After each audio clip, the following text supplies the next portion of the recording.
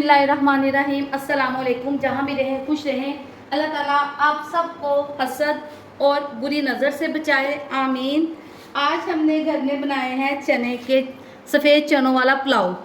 उसके साथ मेरे बच्चों ने आज फरमाइश की कि मामा हमें दही बड़े बना के दें, तो मैंने सोचा बाज़ार से मंगवाने से बेहतर है कि मैंने खुद ही घर में बना दूँ।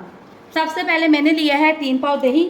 इसको करेंगे अच्छे से मिक्स, इतना अच्छा फेंटेंगे कि इसमें कोई लम्स ना रह जाए। ऐसे अच्छे से ना इसको मिक्स कर लेंगे।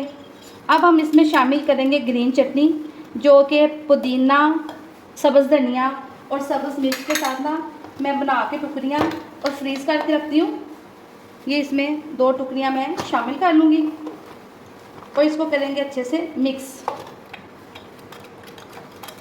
ये ज़रा फ्रीज़र में पड़ी हुई थी ना, इसलिए 1 आध मिनट लगेगा और ये इसमें अच्छे से मिक्स हो जाएगी। हर घर में हर घर के अपने तरीके होते हैं, अपने असूल होते हैं, इसलिए मैं भी कभी आलूओं वाले चावल बनाऊं या चनों वाले, तो ये दही बड़े जो है ना सादे से बनाने आसान है। बाज़ार वाले ना तो इतने होते हैं कि वो सारे लोग अच्छे तरीके से खा लें, और दूसरी बात ये कि वो इतने जो है ना मुतमिन तरीके से भी नहीं बने होते, इसलिए मैं हमेशा इन चीज़ों को घर में बनाने को तरजीह देती हूँ। हाँ जी, आप देख सकते हैं कि दही में ना ग्रीन चटनी अच्छे से मिक्स हो गया है। अब हम इसमें शामिल करेंगे कुछ स्पाइसेस। सबसे पहले मैं इसमें शामिल करूँगी आधा चाय का चम्मच नमक। नमक जो है ना आप बाद में इसको टेस्ट कर लें, कम या ज़्यादा आप कर सकते हैं।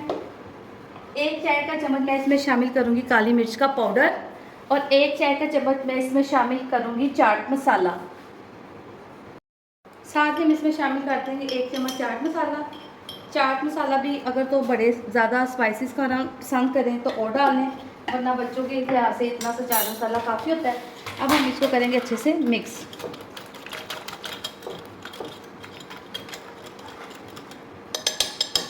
अब हम इसमें दूसरे इंग्रेडिएंट्स शामिल करेंगे। मैंने लिया है आधा टमाटर और 2-3 सब्ज़ मिर्चें, वो इसमें शामिल कर दूँगी। साथ ही मैं इसमें शामिल करूँगी आधा प्याज। अगर बड़ा हो तो आधा ले लें, और अगर छोटा प्याज हो तो आप पूरा भी ले सकते हैं। साथ ही 1 छोटी सी प्याली इसमें बंद गोभी की शामिल कर दूंगी, और इसको करेंगे अच्छे से मिक्स।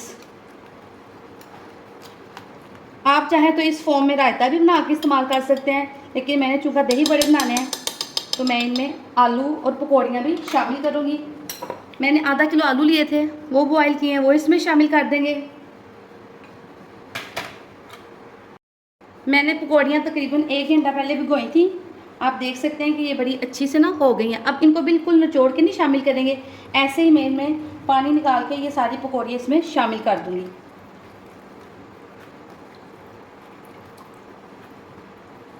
इससे ये होता है कि इसको बहुत ज़्यादा निचोड़ के डालें ना तो ये सारा दही ऑब्जर्व कर जाते हैं, और ऐसे ये दही बड़े खुशक खुशक से ना बनते हैं। ऐसे ये खुशक खुशक नहीं बनेंगे, अच्छे से लगेंगे और खूबसूरत तैयार होंगे।